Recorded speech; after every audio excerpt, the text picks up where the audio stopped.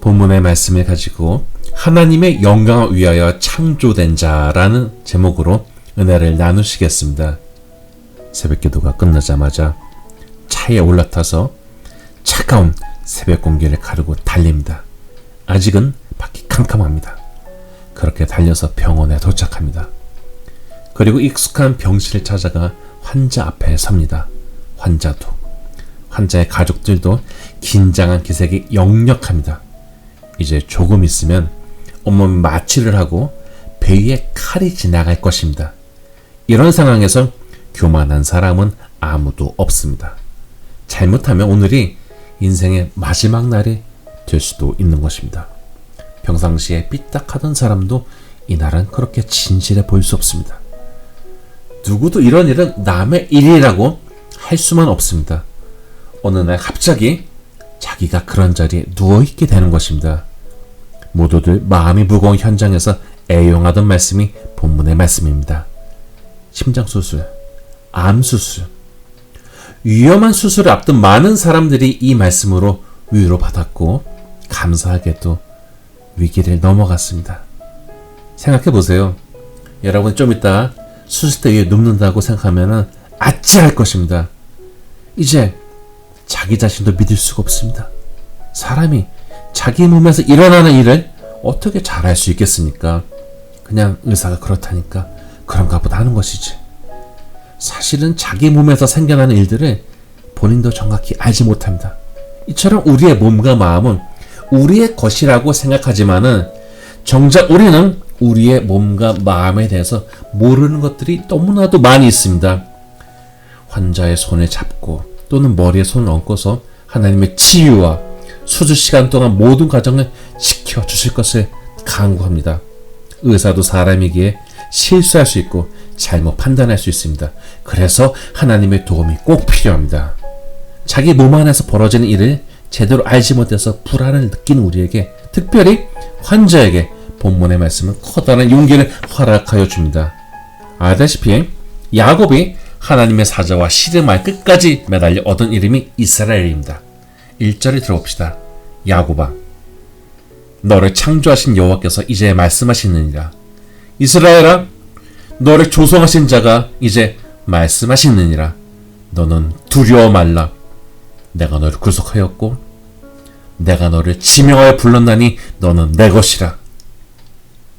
여러분은 누구의 것입니까? 난 나야. 난 나만 믿어. 하던 사람들도 인생의 극한 위기 속에서 고꾸라지기 마련입니다.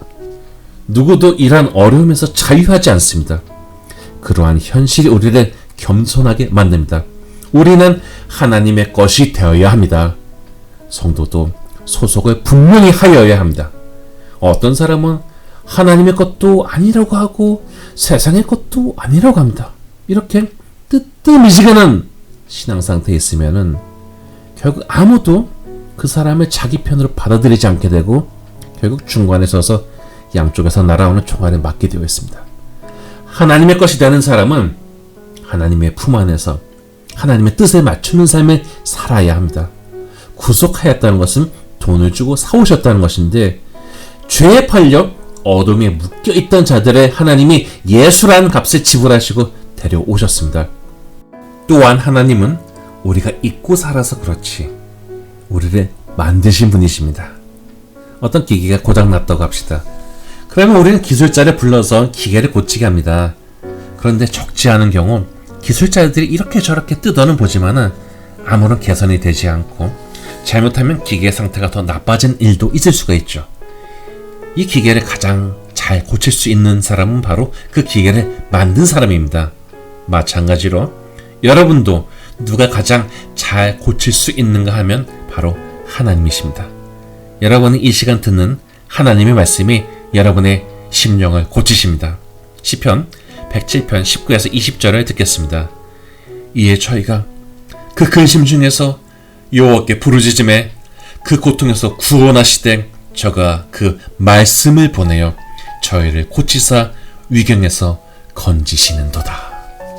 사람이 영혼이 건강하면은 그 영향이 육체까지 갑니다. 엄청난 스트레스를 받는 사람이 몸이 건강하기 어렵습니다. 그런데 하나님은 고통 속에 있는 사람에게 당신의 말씀을 보내어 그 사람을 그 어려운 위기에서 건져내 주신다는 것입니다.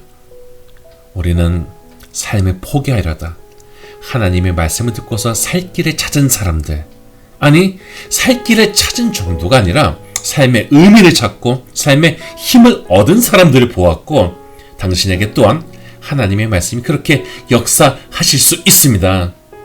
하나님은 우리를 만드신 분이시기 때문에 우리가 억눌리고 형편없는 혹은 아무 의미 없는 인생을 살며 겁쟁이같이 살기를 원치 아니하십니다.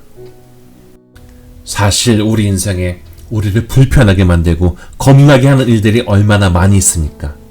그리고 그런 밑바탕에는 앞으로 생겨날 일을 알 수 없다는 불안함이 깔려 있습니다. 그러나 하나님은 우리가 두려워하지 말 것을 명하십니다.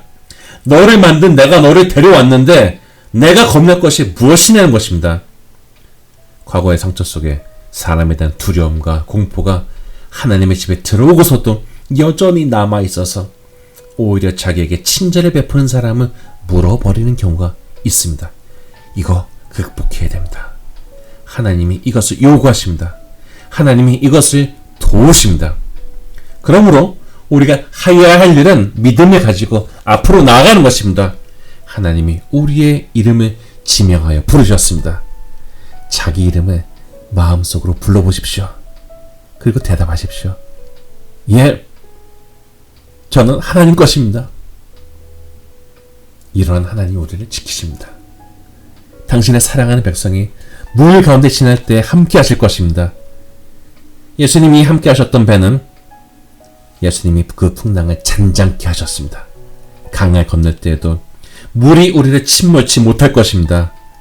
여호수아의 주의 아래에 있던 이스라엘 백성은 요단강을 하나님의 법궤가 가운데 서서 물을 막고 있는 동안에 건널 수 있었습니다.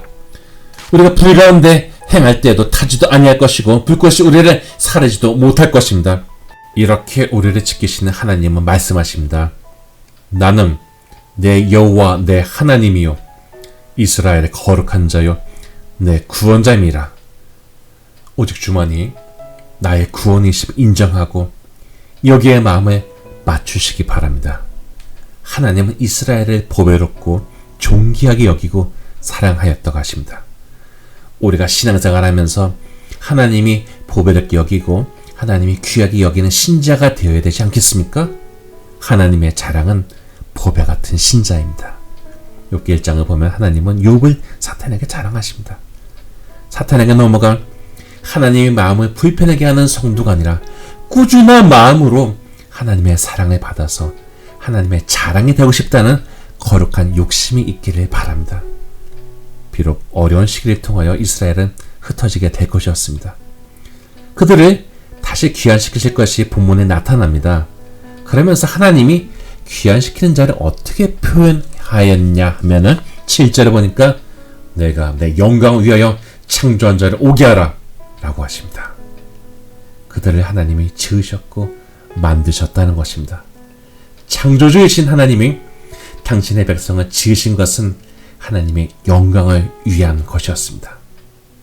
우리가 신앙생활을 잘해서 하나님의 영광이 되는 성도가 되어야 되지, 세상 사람도 비웃는 쌈질이나 해대면서 욕을 먹게 하는 사람이 되어서는 안 됩니다. 주님의 영광을 가린 일이 자주 일어나는 공동체는 결국 하나님이 그 촛대를 옮기실 수가 있습니다. 이것은 우리가 심각하게 받아들여야 하는 부분입니다.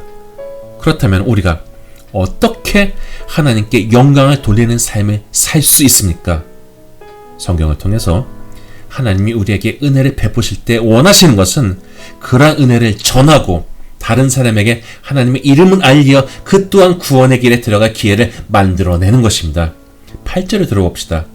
눈이 있어도 소경이요 귀가 있어도 귀머거린 백성을 이끌어내라.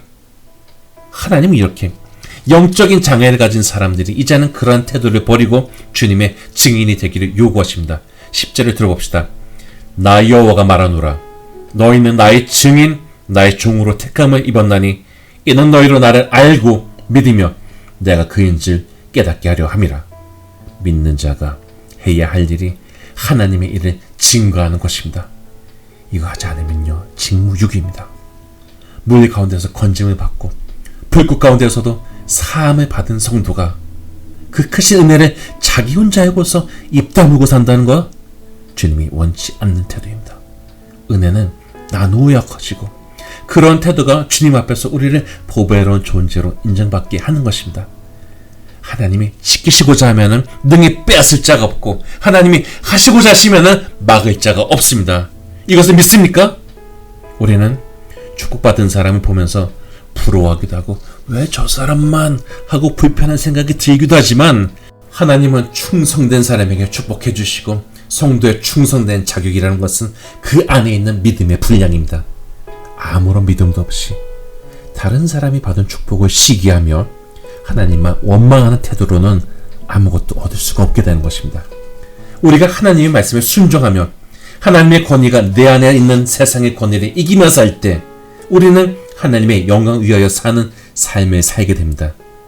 가슴에 아무런 신앙적 열정이나 각성도 없이 교회에 와서도 성도들을 상대하거나 목회자를 상대하기가 불편한 사람들을 수없이 보아왔습니다. 그러나 하나님은요, 그 시간에 딴 데 가지 않고 그래도 교회 온 사람들을 위해 어느 순간 성령으로 인도하사 깨달을 기회를 만들어 주십니다. 언젠가 그런 계기가 주어지는 것입니다. 그러므로 자기 스스로 믿음이 적다고 생각하는 사람도 자신 또한 신앙적인 가능성이 있다는 사실에 문을 열고 사시기 바랍니다. 믿음과 상관없이 살다가 늦게 된 자가 먼저 되는 일도 종종 나타날 수 있습니다. 그럼에도 역시 최상은 여러분 인생의 최고의 시간, 여러분이 건강하고 능력 있는 시간을 하나님 앞에 헌신하여 여러분의 인생이 단지 자기 생각과 능력으로 살아온 것이 다가 아니라 하나님이 동행하신 삶을 사는 것입니다. 한국에서 IMF 사태가 터졌을 때 직장을 잃고 갈 곳이 없어서 교회에 나온 많은 죽는 남성들을 보았습니다. 당장 경제적인 것도 문제지만은 자기의 인생의 의미를 담고 있는 직장에서 헌신처럼 버림을 당했다는 정신적인 충격도 같이 있었던 것입니다. 그런데 그래도 교회에서 기도하고 같이 합력하면서 이분들이 이겨나가는 모습을 보았습니다. 나중에 다 늙어서요, 내가 인생을 잘못 살았구나 하지 마시기 바랍니다. 웨슬리처럼 죽을 때가 되어서 내 인생에 가장 좋은 것은 하나님과 함께한 것이었다 라고 이야기할 수 있기를 바랍니다. 1930년대 한국교회 부흥의 불길을 일으켰던 이용도 목사님은 비록 시샘을 싸서 여러가지 오해나 모함도 받았지만 자신의 짧은 인생을 주를 위해 불꽃까지 태우며 사셨습니다. 이분은 폐병이 있었는데 폐병으로 인해 요양을 갔던 시골에서 신학생이 왔다는 소문을 듣고 부흥회를 해달라고 했습니다. 그리고 강단에 서서 찬송가를 부르게 되었는데 계속해서 눈물만 흘리고 있었다고 합니다. 언제 주님 오실는지 3절 가사를 들어봅시다. 주 예수님 맡겨주신 일에 모두 충성 다했나? 내 마음속에 확신 넘칠 때 영원한 식 없겠네. 주 안에서 우리 몸과 마음이 깨끗하게 되어서 주 예수님 다시 오실 때 모두 기쁨으로 맞아라. 그가 다니는 곳마다 놀라운 부흥과 각성의 역사가 일어났으며 그의 나이 30세에 시작한 부흥운동은 3년 뒤인 33세에 꺼졌습니다. 좋지 않은 몸을 가지고서도 주를 위한 열심을 불태우다 아름다운 나이에 하나님이 부르신 것입니다. 주를 위한 놀라운 일을 하기는커녕 자기 감정 하나 이기지 못해서 하나님을 원망하고 교회를 비난하며 자기를 어둠 속에 가두어버린 자가 된다면 이게 우리를 창조하신 하나님의 영광을 위한 일이 되겠습니까? 어둠 속에 쪼그려 앉아있던 사람도 자신이 하나님의 영광 위에 창조되었음을 깨닫고 일어나야 합니다. 이사야 60장 1절을 들어봅시다. 일어나라, 빛을 발하라. 이는 내 빛이 이르렀고 여호와의 영광이 내 위에 임하였음이니라. 삶 속에 승리함으로 하나님께 순종하는 것으로 얻어진 그 승리가 우리 신앙의 보물이 될 것이요 하나님의 영광이 될 것입니다. 여러분이 창조하시고 여러분의 가장 잘하시는 분이 여러분이 일어나 빛을 발할 것을 바로 지금 요구하십니다. 일어나 자신의 억면한 사슬을 끊어버리고 신앙의 승리를 올려드리는 멋있는 신자들이 됩시다. 바라옵기는 우리를 창조하시고 보호하시고 구원하시는 하나님 앞에 승리의 영광을 올려드리는 귀하고 귀한 성도가 다 되시기를 주님의 이름으로 축원합니다.